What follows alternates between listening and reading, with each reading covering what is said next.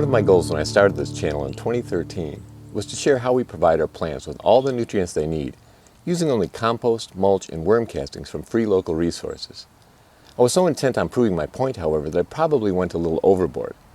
And a soil test this spring showed that 7 of 10 nutrients were at high or very high levels, and that no nutrients were deficient. In case you're wondering if this is a problem, very high phosphorus in particular contributes to water pollution, inhibits mycorrhizal associations, and can interfere with a plant's uptake of iron and manganese. The test didn't measure nitrogen, but I'll talk more about that in a moment. After seeing the soil test results, I decided to try to gradually bring down nutrient levels by using significantly less compost, while still using mulch and worm castings. Most of the compost we made last year was not applied to the garden and is still in the bins.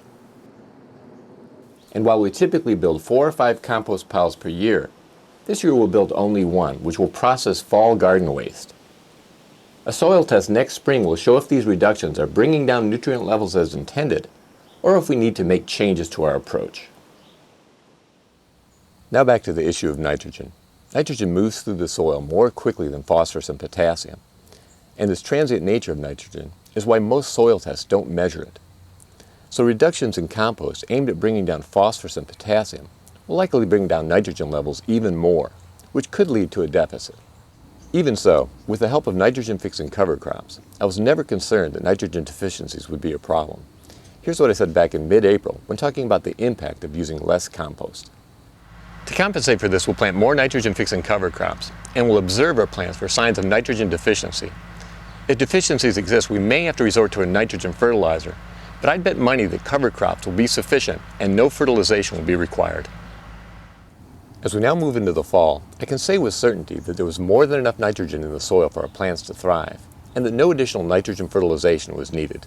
Despite cooler temperatures and record rainfall through much of the summer, the garden thrived, and we likely harvested more crops this year than in prior years.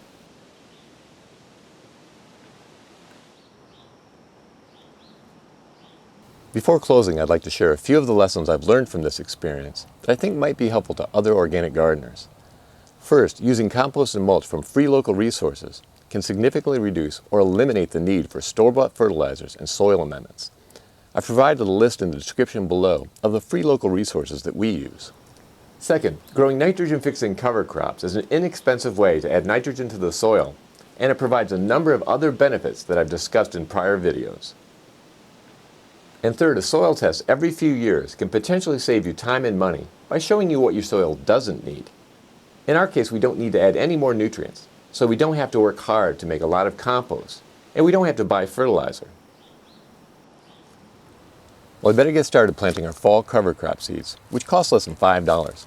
I'm using the same mix I used the last couple of years, and I'll provide a link to where I purchased them in the description below. Well, that's all for now. Thank you very much for watching.